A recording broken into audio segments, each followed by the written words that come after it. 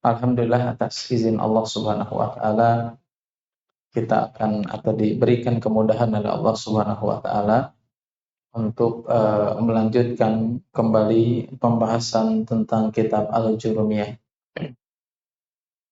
Di pembahasan yang lalu kita sudah sampai di pembahasan mana nih? Hah? Sampai apa kita pembahasan? Jenis isim ya? Isim ya, ada isim apa aja? Isim mufrad, musanna, jamak mudzakkar salim, jamak muannats salim. Kalau isim mufrad sudah clear ya. Isim mufrad sudah jelas bahwasanya isim mufrad itu apa? Definisinya ada yang ingat?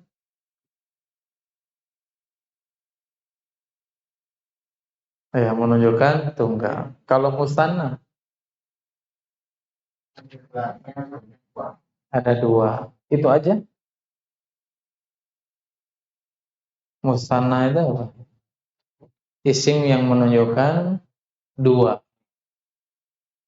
Cirinya apa? Ditambahkan apa? Alif dan atau ya dan. Kalau jamak mudzakkar salim yang menunjukkan jamak ya banyak di atas tiga khusus laki-laki. Kalau jamak muannats salim menunjukkan banyak perempuan. Kalau jamak mudzakkar salim ini cara membuatnya atau cirinya gimana? Ditambahkan waw dan nun atau ya dan nun. Kalau jamak muannats salim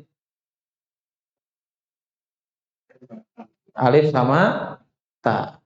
Itu aja. Tambahin alif sama ta aja. Ada yang lainnya enggak? Yakin? Kalau misalkan kalimatnya, nih saya tulis di sini ya. Ada di sini tulisannya apa? Gurfatun. Ya, gurfatun itu artinya apa? Kamar. Coba kalau gurfatun ini dijadikan jamak muannats salim. Jadi gimana? Jadi gimana? Jadi gurfatatun apa jadi gimana? Eh? Gur gurfatun. Berarti ada yang dirubah apa enggak? Ada yang dirubah apa enggak? Kalau ditambahin jelas. Ada yang dirubah apa enggak? Ada. Tak yang marbutoh ini dirubah menjadi tak yang maftuhah yang terbuka. Ingat ya? Ya. Makanya saya nanya dulu, ingat nggak nih tentang definisi? Saya mau ngasih nih mufrodat ini, yang mufrodat ini supaya dijadikan contoh satu persatu. Coba ini ada kitabun, ya, jadikan mustanah. Gimana Pak? Kitabani atau kitabaini, ya. Sekarang gurfatun jadikan mustanah. Udah bisa belum Pak? Gurfatun itu tadi artinya apa? Kamar. Jadikan musanna. Jadikan dua. Jadi gimana? Gurfataini. Berarti artinya apa? Dua kamar. Ada yang dirubah enggak? Ada. Kalau di sini tamar butoh taknya berarti menjadi maftuhah. Jadi terbuka kan begitu? Ya. Sekarang wisa, jangan wisada yang susah. Suratun. Coba Kim, suratun apa Kim? Suratun itu artinya gambar. Jadikan musan. Ya, tinggal ditambahin apa tadi? Suratun. Itu kan mufrad tuh. Pengen jadi dua gambar. Berarti musan itu tadi tambahin apa? Alif dan nun atau ya dan nun. Berarti kalau mau dua gambar tinggal ditambahin aja. Berarti apa? Sorotani atau sorotaini. Jelas? Kemarin hadir nggak ya? Bisa nggak? Musana kolamun, kolamani dan kolamaini. Saubun. Saub itu apa artinya? Baju. Kalau fanilatun artinya kaos. Saubun itu baju. Coba jadikan saubun ini dua baju. Hah? Saubun, bukan sabun. Saubun. Saubani au saubaini. Gampang kan? Gampang banget ternyata bahasa Arab ini. Kata saya, oh susah ya. Nah, sekarang komisun. Nama. Nah, berarti itu menjadi dua komis, ya gamis lah ya, atau dua pakaian juga bisa.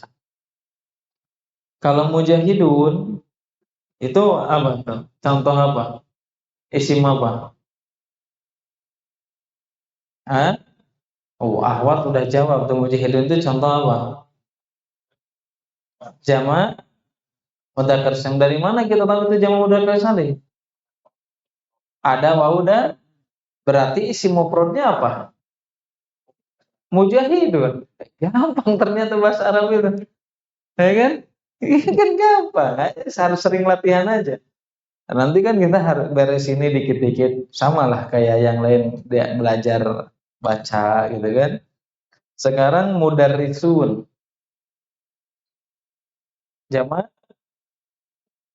mufradnya mudarris atau mudarrisatun bisa ya. Tapi kalau mudarrisatun mah ya bukan jamak mudakaris salim berarti ya. Berarti apa? Kalau mudarrisatun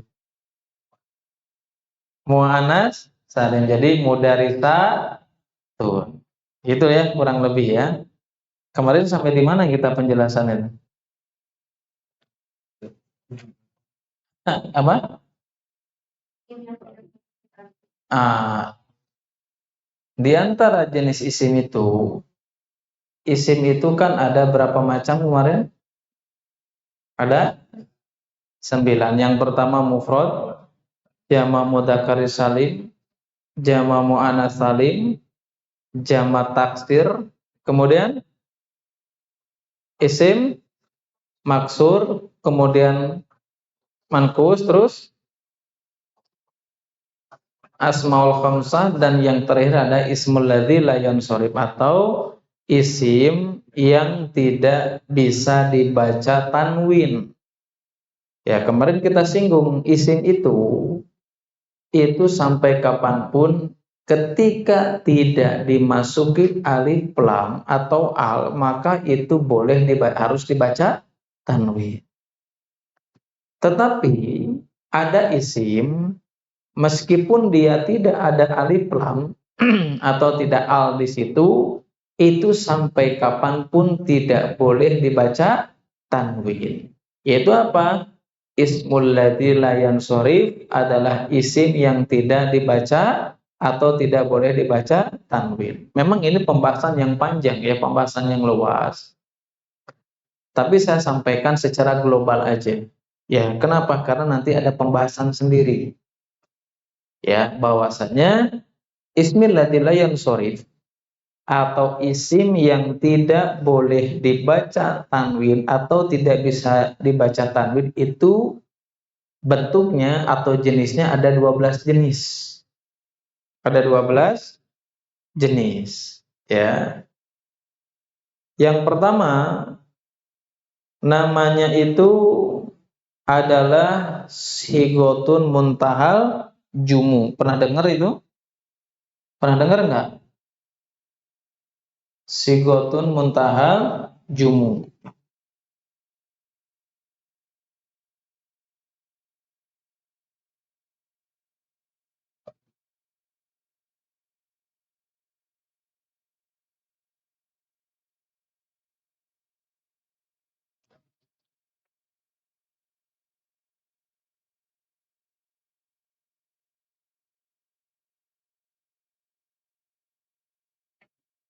Yang pertama namanya sigotun muntaha al-jumu, atau secara arti itu adalah isim yang berbentuk jama'.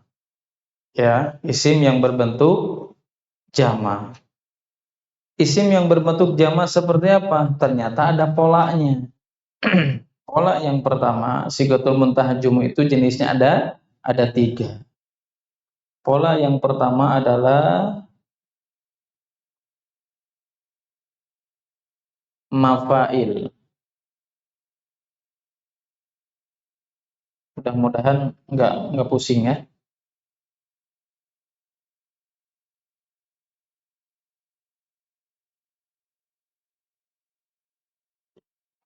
Yang pertama, isim yang tidak bisa dibaca tanwin itu adalah sigotun muntahal jumu, atau isim yang berbentuk jama tetapi memiliki tiga pola. Pola yang pertama adalah mafail.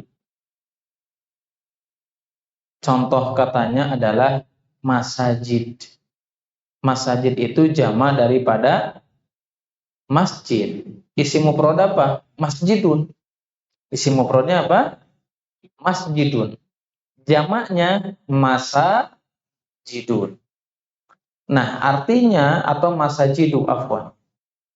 Artinya ketika kita membaca suatu kitab, ya, atau membaca ayat dalam Al-Qur'an, atau terserah ketika membaca kitab atau ketika membaca kalimat bahasa Arab, kita menemukan sebuah isim yang berbentuk jamaknya mafail seperti masajid dan yang lainnya, maka itu isim tidak boleh dibaca tanwin. Contoh misalkan ro'aitu masa apa? Masajidan apa masajidun?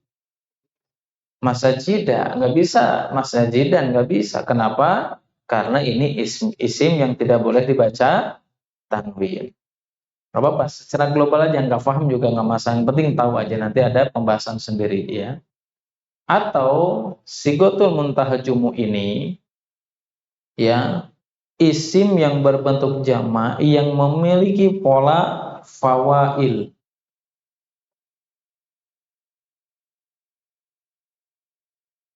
Fawail,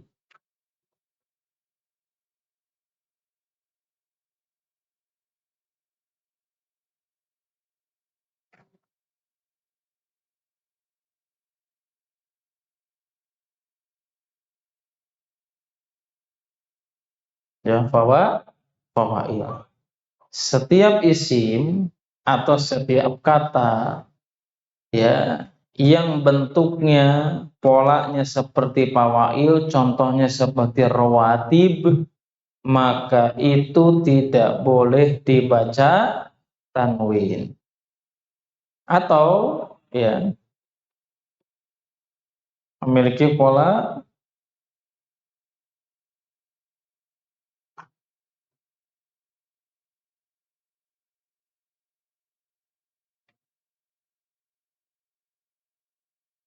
apa ya, apaan ini.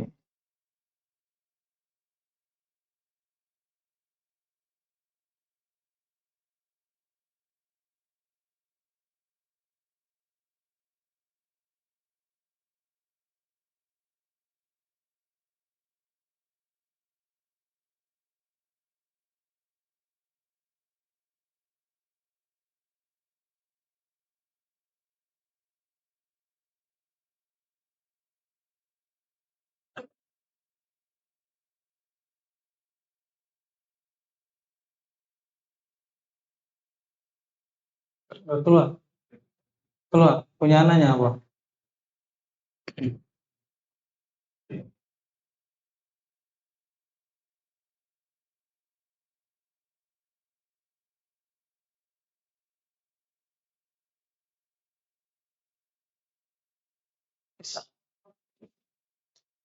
Di yang pertama, yang tidak boleh ditanwin itu adalah sigotu muntaha al-jum atau isim yang berbentuk jamak yang memiliki pola tiga pola tersebut. Polanya adalah mafail, contohnya masajid dan sejenisnya, atau polanya adalah fawail, contohnya rawatib dan sejenisnya, atau polanya afail, contohnya akabir dan sejenisnya. Jadi, kalau kita menemukan isim yang polanya seperti tiga pola di atas, atau yang dibaca ini mafail, fawail, dan afail, maka itu namanya sigoh muntahal jumud dan tidak boleh dibaca tanwin. Ini sekedar pengetahuan aja ya. Atau ada juga yang tidak boleh ditanwin, ya meskipun ada 12, itu adalah namanya al-alamu ma'a ziyadati alif wa nun. Nama yang ditambahkan alif dan nun, atau ada alif dan nunnya. Contohnya apa? Kemarin kita pernah nulis apa?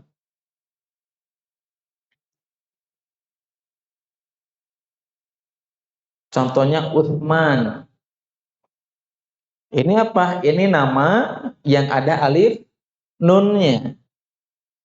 Setiap nama yang ada alif dan nun, maka itu tidak boleh dibaca tanwin. Berarti nggak bisa. Ja'a Usmanun, nggak bisa. Berarti apa? Ja'a Utsmanun, Usman telah datang.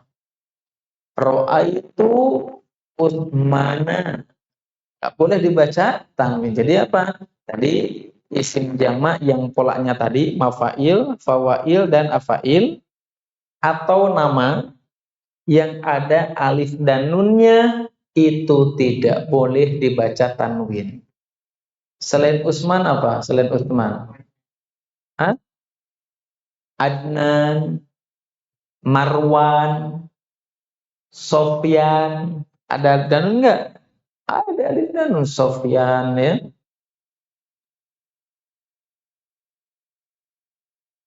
Nih, Adnan,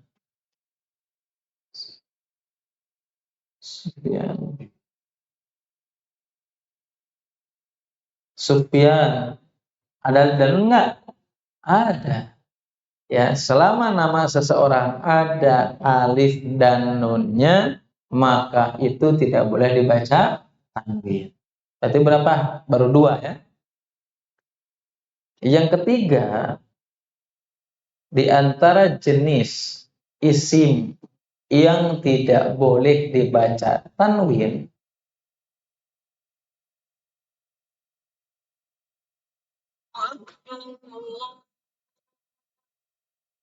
adalah isim yang ada tanda ta yang menunjukkan perempuan.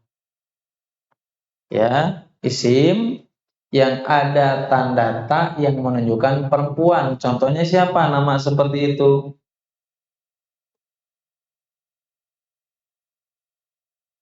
Kok nggak bisa?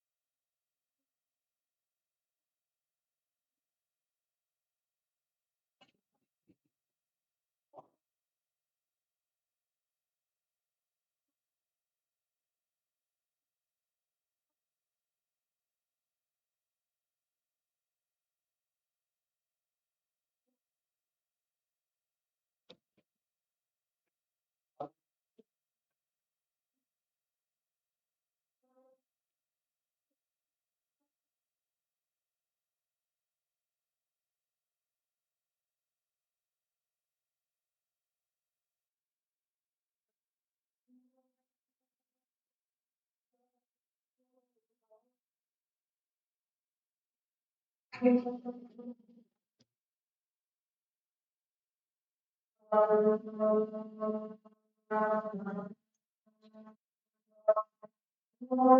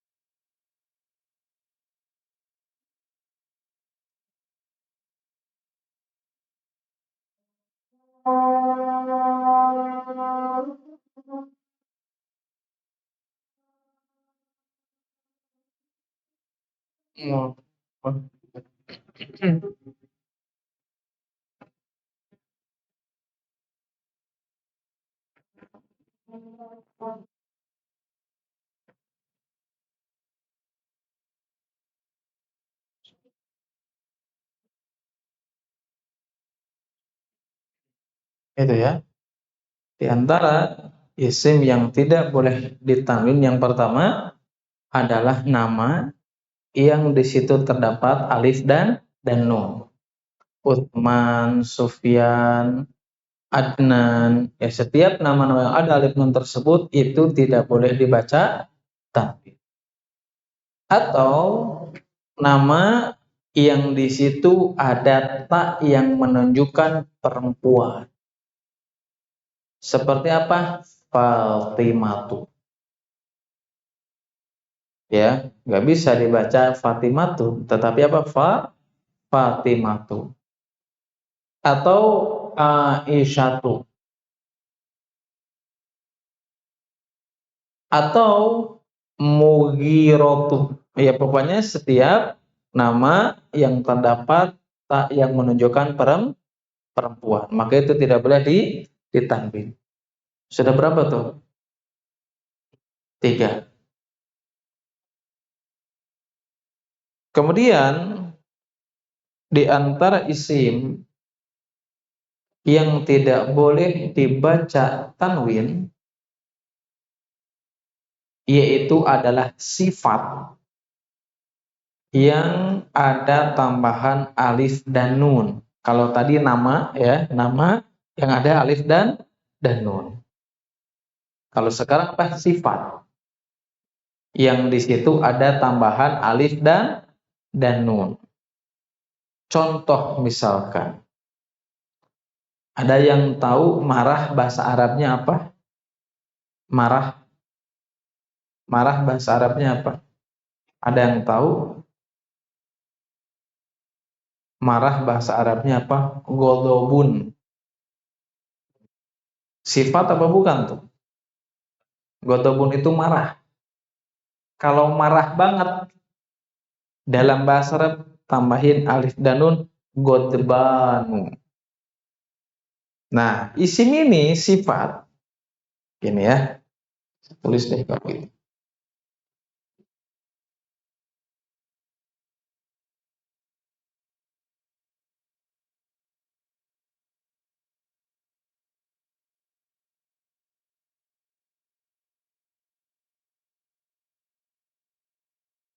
Punya saya error terus nih. Nggak bisa nulis G. Read. Ntar ya, saya usahakan. Mudah-mudahan bisa. Oh, nggak bisa deh.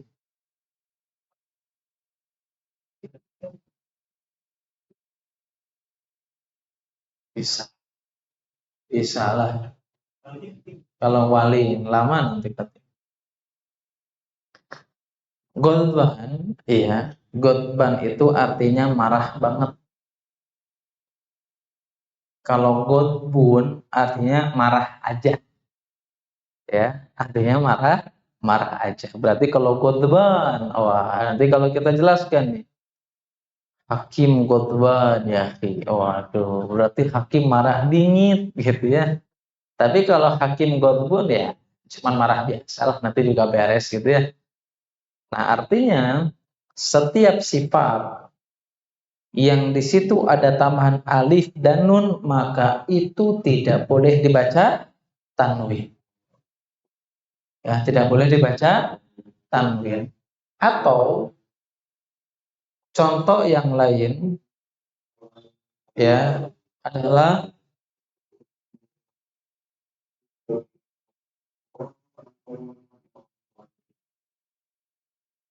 syab'an. Ada yang tahu artinya syab'anu? Syab'an itu wareg alias kenyang. Ya, syab'an itu apa? Wareg alias kenyang, nggak apa-apa, sedikit-sedikit dihafalin mufrodatnya ya, kosakatanya biar dikit-dikit kita bisa bahasa Arab. Nah, berarti apa? Syab'an itu artinya apa? Lapar bingit. Afwan, syab'an itu artinya kenyang, kenyang banget. Ya. Berarti setiap menemukan suatu kata dalam bahasa Arab yang itu menunjukkan sifat, yang di situ ada tambahan alif dan nun, maka itu tidak boleh dibaca tanwin. Ini mah gambaran aja ya, nanti ada penjelasan sendiri di pembahasan tersebut.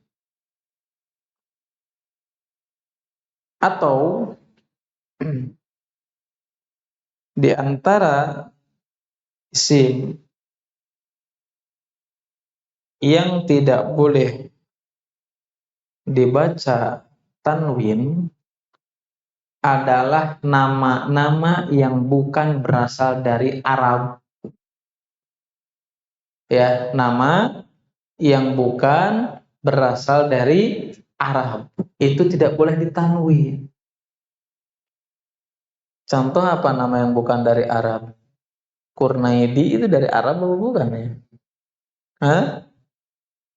Apa ngatimin ngono apa piye yo? Basa Jawa kuwi yo.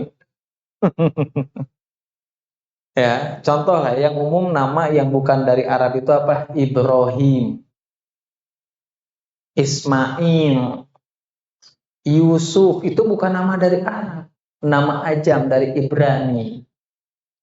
Ya, makanya apa? Nggak bisa dibaca tanwin. Ibrahimu nggak ada, Ibrahimun nggak ada, Yusufun nggak ada, Ismailun nggak ada, kecuali apa? Muhammadun, namanya dari Arab.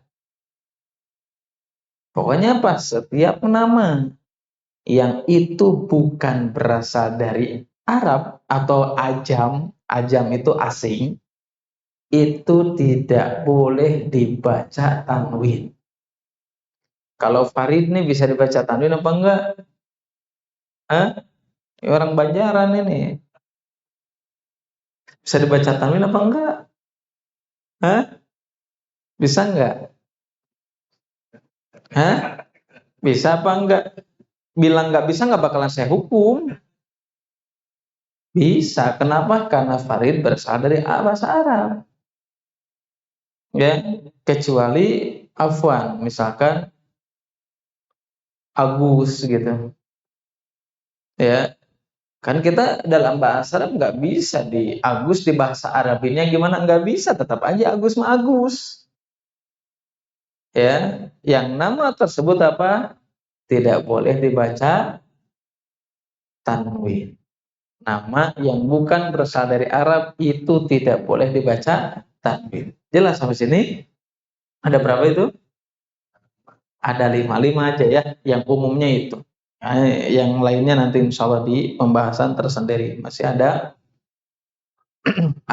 7 lagi. Tapi yang umumnya gitu ya, meskipun memang ada juga ya di antara satulah bonus ya. Satu lagi di antara isim yang tidak boleh dibaca tanwin adalah apa? Isim yang memiliki alif ta'nis maksurah, atau isim yang menunjukkan perempuan yang itu diakhiri dengan alif lazimah. Isim yang menunjukkan perempuan yang diakhiri dengan alif lazimah. Alif lazimah itu kumaha teh, ada yang ingat nggak? Yang kayak ya, yang kayak contohnya apa? Ukhro adalah ukhro. Ukhro itu apa? Artinya akhir. Nah, kalau akhir sendiri itu kan nggak ada alifnya, tetap itu bisa dibacakan akhirun. Tapi kalau ukhro, maka itu isim yang menunjukkan perempuan yang ada alif lazimah, itu tidak boleh dibaca tanwin. Contohnya apa? Fi jannatin atau jannatun ukhro. Ukhronya nggak boleh dibaca tanwin. Kurang lebih seperti itulah ya. Nanti insya Allah ada pembahasan tersendiri ini sebagai gambaran aja ya, biar nggak terlalu pusing, tetapi ada gambaran apabila nanti kita membahas tentang sebuah isim kenapa tidak boleh dibaca tanwin, kita minimal sudah ada gambaran. Jelas sampai sini? Apa masih pusing? Ada yang mau ditanyakan dulu?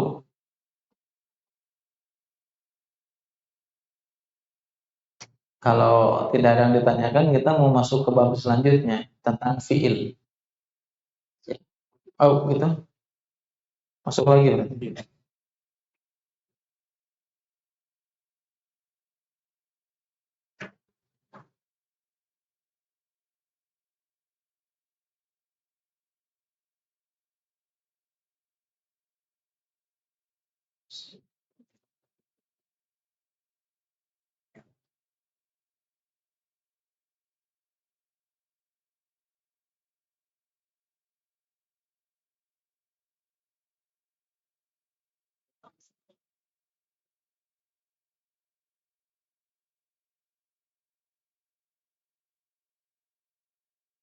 Ya,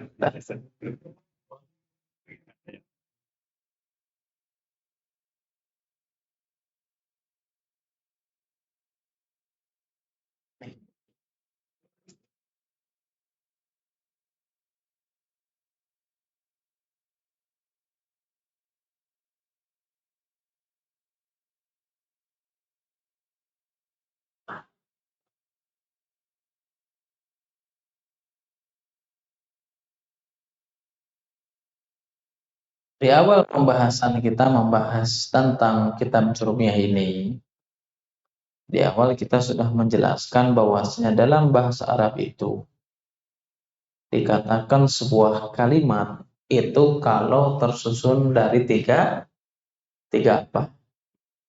Tiga, tiga hal. Apa itu yang pertama?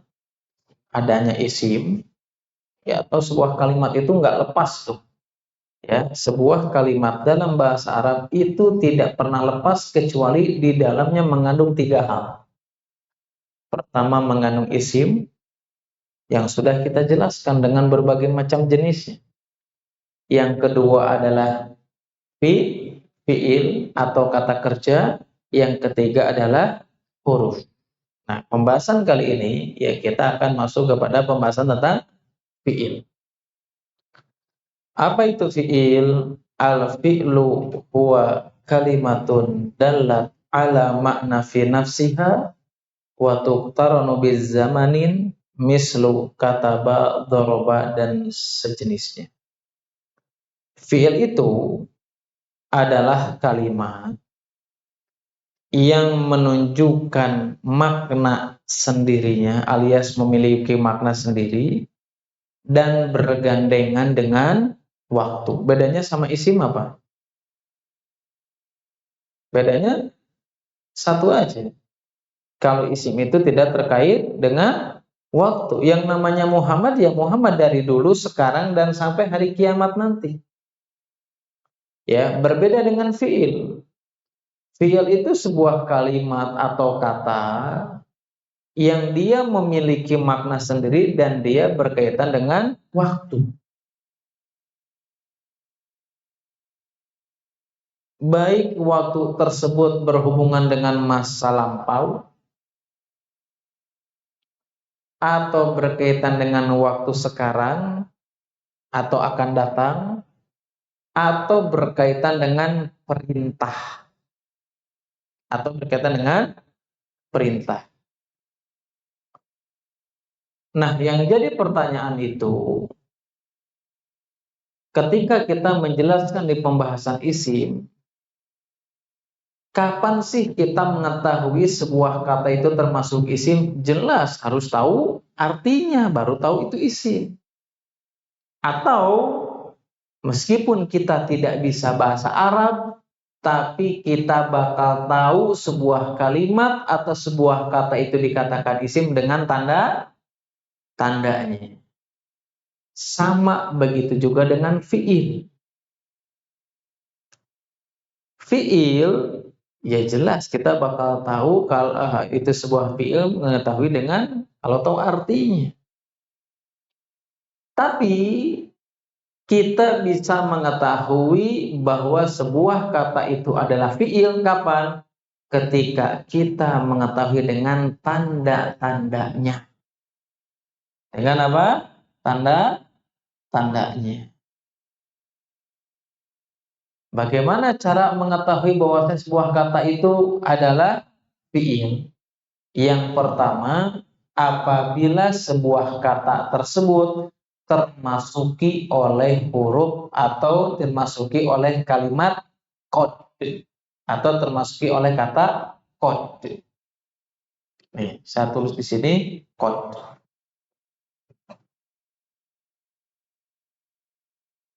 Ya, jadi pertama, cara mengetahui sebuah kalimat atau sebuah kata itu fiil atau bukan, itu termasuki dengan kata qad.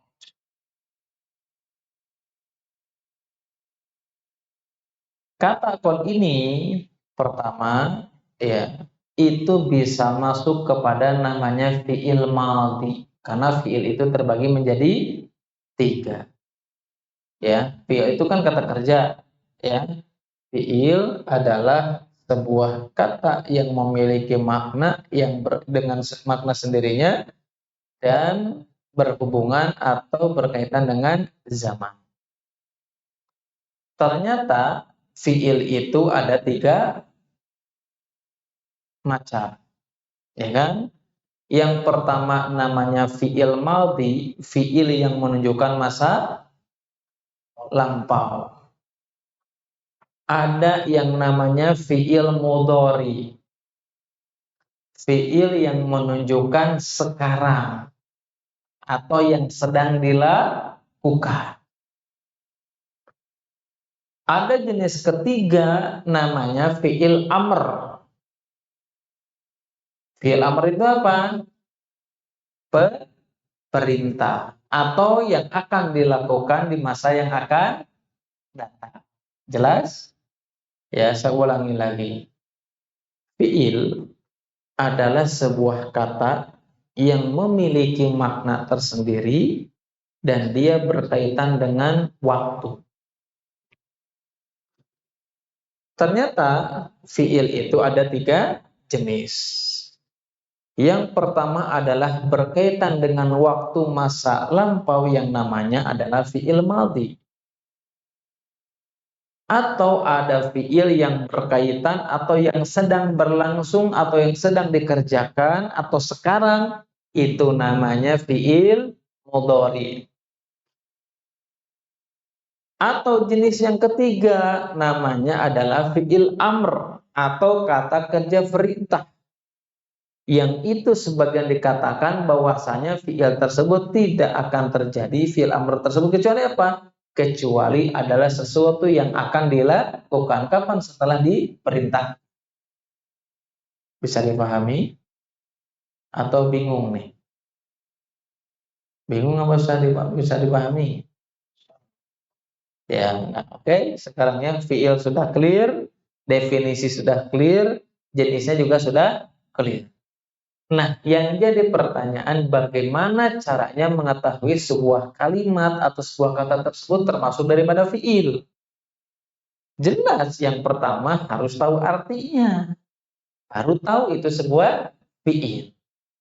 Tapi terkadang kita bakal mengetahui sebuah kalimat, sebuah kata itu adalah fiil kapan? Ketika ada tanda-tanda yang menunjukkan itu sebuah fiil. Apa tanda yang pertama? Apabila sebuah kalimat atau sebuah kata termasuki kata kode, ya, termasuki kata kode, maka sudah dipastikan setelah kata kode itu adalah pasti fiil. Contohnya apa? Qad aflahal mu'minun, atau qad aflaha man tazakka. Berarti aflaha di sini apa? Fi'il apa isim? Kenapa? Karena ada qad. Gampang kan? Ya, berarti setiap kata atau setiap kalimat yang itu dimasuki diawali dengan qad itu sudah pasti fi'il. Tapi dalam masalah arti ini dalam bahasa Arab, apabila qad atau kata qad tersebut masuk ke dalam fi'il madhi itu apa? Yang lampau, maka qad ini bisa diartikan sebagai tahqiq untuk meyakinkan, atau bisa berarti takrib, yaitu adalah mendekati.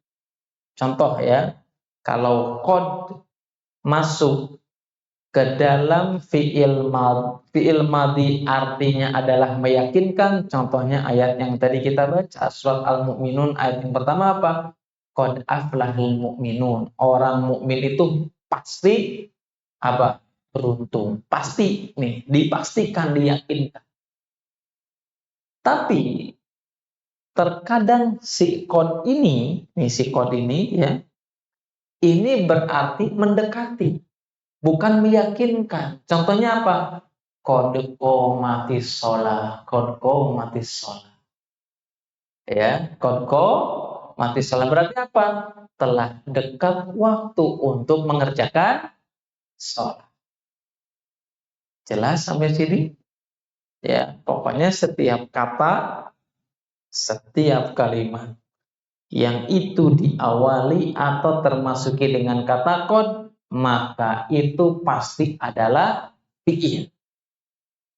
Ya, itu pasti adalah fi'il, baik fi'il madhi ataupun fi'il mudhari. Tapi nah, kalau qad ini masuk ke dalam fi'il madhi, ini bisa menjadi tahqiq atau meyakinkan, memastikan penekanan, atau bisa jadi qad tersebut bermakna tadi apa? Litakrib atau mendekati. Jelas sampai di sini? Begitu juga ya, qad ini bukan hanya masuk di fi'il madhi aja. Ternyata qad juga masuk ke dalam fi'il mudhari. Ya, masuk ke dalam fi'il mudhari. Bagaimana kalau seandainya qad tersebut ya masuk ke dalam fi'il mudhari? Jelas, pertama itu tanda sebuah fi'il. Yang kedua secara arti berbeda dengan fi'il madhi. Kalau qad tadi masuk ke fi'il madhi artinya ada dua kemungkinan. Yang pertama apa?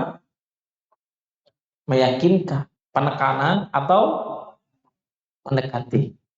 Tapi kalau qad ini masuk ke dalam fi'il mudhari, itu bisa memiliki arti litaklil, alias artinya sedikit.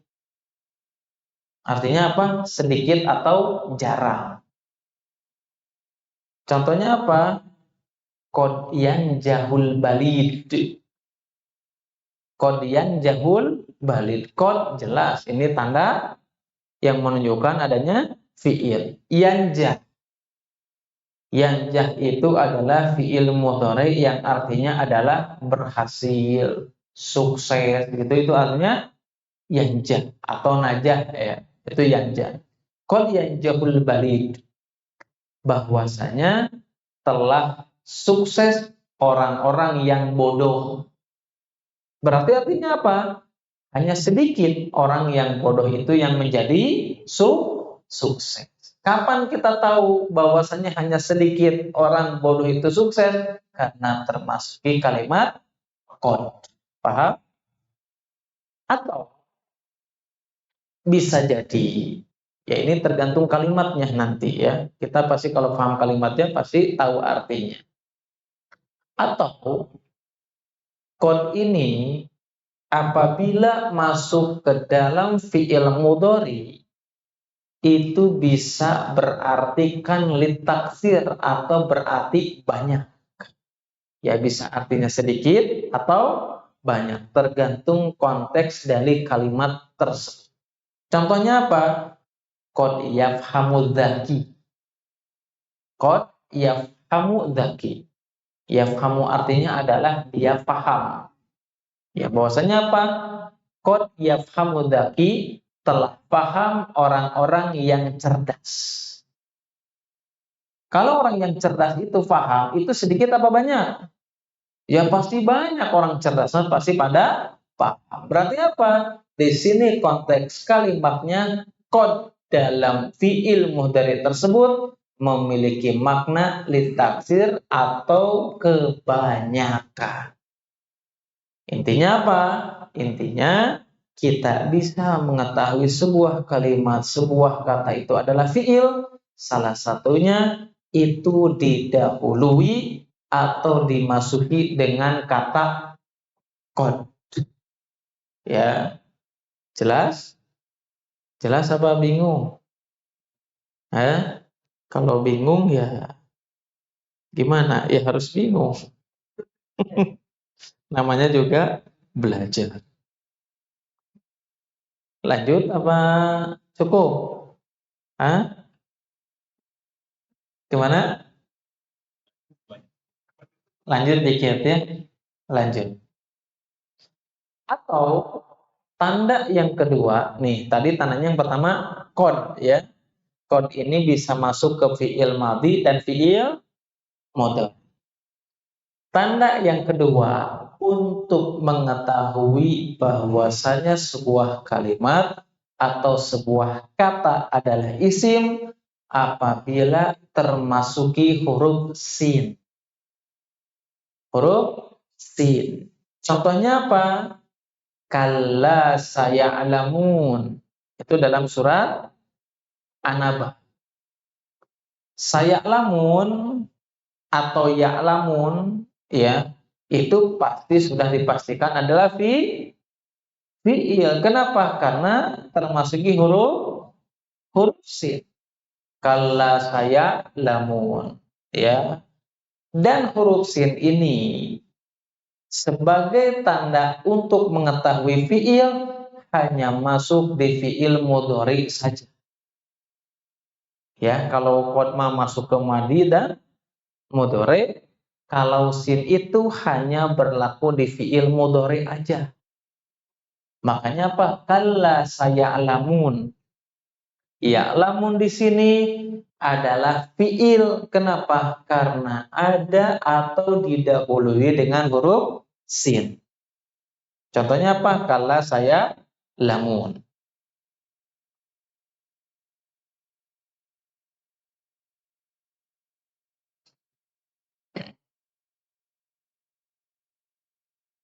Atau di antara tanda untuk mengetahui sebuah kata atau sebuah kalimat itu adalah fiil, bisa juga didahului atau dimasuki dengan kata atau kalimat saufa. Dengan kata atau dengan kalimat saufa. Contohnya apa? Dalam surat At-Takatsur ayat yang ketiga, kalla saufa ta'lamun. Ta'lamun ini apa? Isim apa fiil? Isim? Ta'lamun. Isim apa fiil? Kenapa fiil? Ada saufa, kan gampang bahasa Arab ternyata. Ya, ta'lamun fiil. Kenapa? Karena didahului dengan saufa. Gampang kan? Gampang apa pusing kan? Gampang kan? Karena ternyata setiap pas baca Quran kalla saufa ta'lamun. Ta'lamun udah pasti fiil eta mah aya saufa. Atau kalla saya lamun wah pasti imam fiil. Kenapa? Aya huruf sin atau sa ya. Nah, yang jadi pertanyaan itu apa bedanya sin dan saufa? Padahal secara arti sama. Kalla saya lamun kalian itu pasti akan, atau saya lamun kalian pasti akan mengetahui. Saufa ta'lamun kalian juga pasti akan mengetahui. Bedanya apa? Bedanya kalau fi'il mudhari dimasuki huruf sin itu berarti bahwasanya akan dalam waktu yang dekat. Akan dalam waktu yang dekat. Kala saya lamun atau saya lamun kalian akan mengetahui, maksudnya kalian akan mengetahui dalam waktu yang dekat. Kalau saufa itu memiliki arti bahwasanya akan dalam waktu yang lama.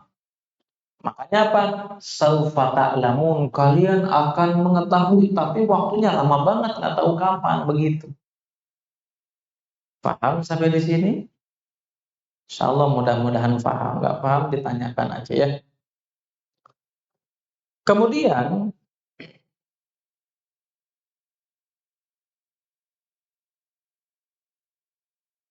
di antara tanda atau cara untuk mengetahui sebuah kalimat atau sebuah kata itu termasuk fiil apabila termasuki huruf ta'u ta'nis at-takinah atau sakinah.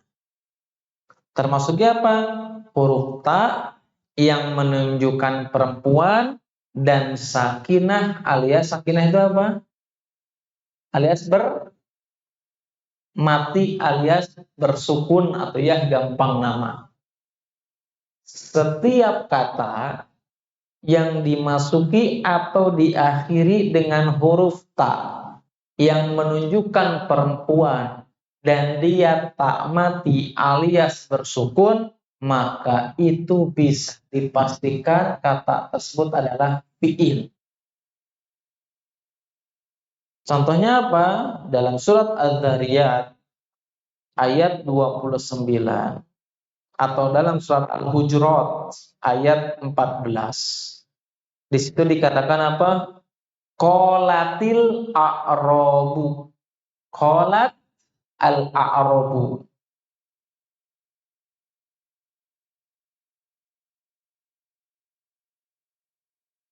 Qolat. Ada tulisannya kelihatan?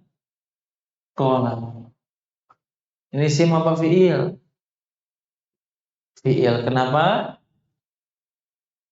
Karena ada huruf ta. Ta yang menunjukkan perempuan. Disukun apa enggak? Kalau di saya nggak bisa diharakatin ini. Error.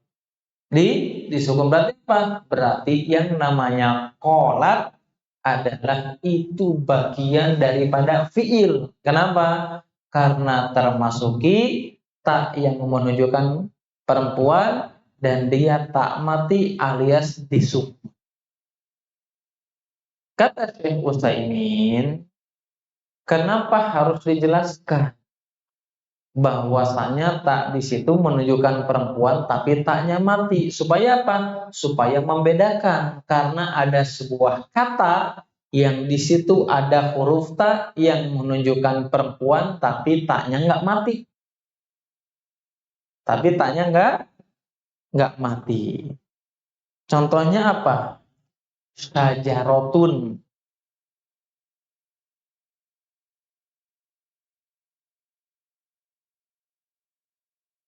Syajarotun. Apa syajarotun artinya?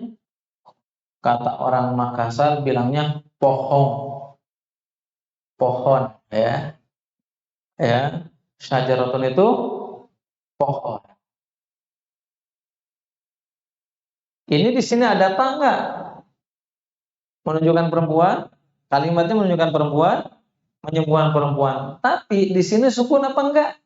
Enggak, syajarotun. Berarti apa? Berarti ini bukan fiil. Kenapa? Karena fiil itu dia berakhiran tak yang menunjukkan perempuan tapi harus mati alias sukun. Sedangkan syajarotun, meskipun dia ada tak yang menunjukkan perempuan tetapi dia tidak mati, maka dia bukan fiil alias isim. Kalau menurut saya sih gampang gitu ya, tapi dah emang gampang. Cuman kitanya aja dari awal sudah terdoktrin, aduh hese nahu enggak. Saya doakan pokoknya mudah-mudahan semuanya difahamkan. Meskipun mungkin kita harus sadar, duh saya udah sabar kali pertemuan asa nggak ngerti-ngerti gitu. Bisa jadi mungkin pas setelah kitab selesai baru paham bisa. Saya sering ngasih tahu sama teman-teman. Saya sendiri ketika di pesantren nggak langsung paham. Masuk ke pesantren kelas 1 diajarin nahu, langsung paham enggak? Saya jujur aja. Nah, saya dulu sudah menjelaskan di mukadimah dulu. Saya apa? Saya betul-betul paham jurumiyah kapan ketika saya waktu ke Yaman. Oh, ternyata gampang ngering. Nah, baheula hese gitu ya. Ternyata apa? Ya sayanya jarang fokus, jarang ngapalkeun gitu kan. Jarang diulang-ulang, ya sudah jadi susah. Ya, insya Allah bisa. Nggak usah putus asa, insya Allah nggak apa-apa. Ustaz saya liar pusing, lanjut. Pusing tetap berjalan itu lebih baik daripada pusing nggak berjalan. Ya, udah pusing tetap berjalan ya repot ya. Nah pusing diajar nahu kan batin, wah benar sih emang pusing nanti lain mikiran hutang gitu ya. Mikiran nahu kan pusingnya pusing berwibawa namanya. Itu namanya pusing berwibawa ya. Kenapa? Pusing mikiran nahu. Yes. Sampai di sini ada pertanyaan nggak?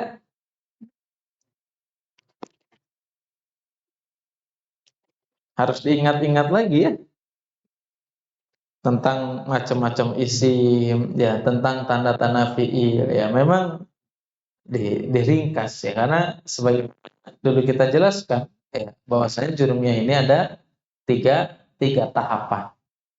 Ya tahapan yang pertama mengenal istilah, yang kedua mengenal tanda baca a i u ya, kemudian yang ketiga mempelajari kenapa bisa dibaca a i ataupun u. Ya, ini tahapan-tahapannya ya. Saya sendiri ya pengennya mah seret ngebut ya pengen, tapi jangan pelan-pelan aja. Ya meskipun betul ya waktu itu Haji Adi itu mintanya tiap hari, memang betul. Yang paling efektif itu ya harus sering. Cuman ya gimana berbenturan dengan waktu yang berbicara ya. Kumaha gitu ya. Saya sendiri sama gitu, kalau jarang-jarang itu memang ya efektif cuman kurang aja. Memang harus sering, nanti harus sering latihan gitu. Ya nggak apa-apa lah, insya Allah pelan-pelan ya. Yang jelas tetap semangat pasti. Ya, wa man jahada fina lanahdiyannahum subulana. Kata Allah Subhanahu wa taala mengatakan siapapun yang mereka bersungguh-sungguh di jalan, ya kita di jalannya Allah Subhanahu wa taala supaya bisa baca kita, supaya kita paham bahasa Arab, memahami Al-Quran dan Sunnah. Ketika kita memiliki katakan yang baik, insya Allah Allah akan mudah. Ya, meskipun memang kata Syekh Utsaimin apa? Memang awal belajar kitab Nahwu itu pasti susah. Kesananya insya Allah gampang. Ya, dan di awalnya pasti susah. Makanya dulu diibaratkan apa? Seperti seseorang yang masuk ke rumah yang mewah, tetapi pintunya besi. Ya, yang namanya pintu besi pasti beda dengan pintu kayu. Pas masuk pasti sulit. Tapi setelah bisa masuk ke rumah mewah tersebut, baru kita bisa menikmati keindahan rumah mewah tersebut sama. Awalnya sulit, selama sulit, sabar bertahan, nanti kita akan menemukan keindahan dalam agama Islam. Itu paham membaca kitab salah satunya. Ya, paham ya? Ini tentang fi'il. Nanti lebih dalam lagi ada penjelasannya lagi. Ya, ada di bab berikutnya insya Allah. Wallahu a'lam bishawab. Ya, mungkin ini dulu yang bisa disampaikan hari ini. Mudah-mudahan bermanfaat dan mudah-mudahan bisa difahami, diulang-ulang lagi, dibaca-baca lagi. Kalau nggak diulang dan nggak dibaca, kita tidak akan pernah tahu kelemahan kita di mana. Kalau pas kita baca, Kang Marti punya, cina bingung. Oh, berarti memang kita nggak paham, baru tanyakan. Ya, kalau malu bertanya di grup, tanya aja secara japri. Ustadz, anak mah nggak bisa merojaah sendiri mah harus ada dibimbing. Datang aja ke rumah anak, nanti selama ada waktu anak ajarin sambil merojaah selama waktunya ada. Gitu ya. Jelas masalah fiil nih? Jelas. Adapun fiil mudhari dan amr insyaallah di pertemuan berikutnya insyaallah ya, karena sama-sama panjang dan ada hal yang harus dihafalkan nanti. Ya, tentang apa? Tentang ya kalau kita pernah mendengar mah ada namanya tasrif. Fiil madhi itu di tasrifnya itu berapa jenis? Itu gampang. Kalau tahu itu, antum nggak perlu mikir bahasa Arab panjang-panjang. Dikit aja langsung, oh ternyata simpel bahasa Arab itu. Yang ngomong bahasa Arab nggak simpel berarti itu orang yang nggak bisa bahasa Arab. Nah, iya, ya, yang bisa bahasa Arab itu simpel. Coba, kalau kita mengatakan dia telah melakukan berapa kata tuh? Bahasa Indonesia 3 kan, dia telah melakukan. Tapi kalau kita nanti belajar tasrif dan bahasa Arab apa? Fa'ala. Satu kata aja kan? Artinya apa? Dia telah melakukan. Atau misalkan dorotu, saya telah memukul. 3 kata dalam bahasa Indonesia. Ternyata dalam bahasa Arab apa? Dorotu. Simpel kan? Nah, itulah bahasa Arab namanya. Ya, insya Allah nanti tercerahkan insya Allah. Ya, yang jelas sabar, pelan-pelan, banyak berdoa. Saya sendiri kalau pengen ngebutnya, pengen, pokoknya harus langsung paham, nggak habis. Kenapa? Saya ngukur diri dulu juga sama ketika saya belajar bahasa Arab, sama seperti itu ya. Pengalamannya sama, cuman beda pengalaman. Kalau saya mungkin pengalamannya agak sulit. Kalau bapak-bapak atau teman di sini enak ya, nggak ada push up ya. Ya, apa nanti mah push up wae gitu berlaku gitu. Yang ngafal push up gitu. Wah, nanti mending nggak ngaji lagi, keluar dari grup gimana? Kenapa keluar dari grup? Pas ditanya di orang push up, aduh. Nah itu pusingnya nggak berwibawa namanya. Itu ya, kurang lebih insya Allah nanti di pertemuan selanjutnya kita lanjutkan kembali. Mudah-mudahan Allah Subhanahu wa taala berikan kemudahan dan Allah berikan kesabaran kepada kita semuanya sehingga bisa istiqomah. Intinya saya terbuka lebar, siapapun yang mau nanya saya jawab. Tapi maaf ya, terkadang nih, mungkin saya jawabannya agak telat, harus dimaklumi ya. Karena memang selain ngisi, saya juga ada tugas lain. Tugasnya apa? Ya seperti pada umumnya alias ternak, teri, nganter anak, nganter istri. Kadang pas nge-WA saya lagi di motor ya, mohon dimaklumi ya. Pokoknya saya terbuka. Siapapun yang mau nanya, silakan. Selama ada waktu dan kesempatan saya jawab. Meskipun nanyanya nggak bahasa Arab aja, silakan aja. Asal jangan nanya bahasa Inggris, saya nggak bisa. Silakan mau nanya bahasa Arab atau yang kajian fikih, silakan ya. Wallahu a'lam bishawab. Mudah-mudahan kita semuanya diberikan kemudahan segala urusan kita. Subhanakallahumma wa bihamdika asyhadu an la ilaha illa anta astaghfiruka wa atubu ilaik. Wassalamualaikum warahmatullahi wabarakatuh.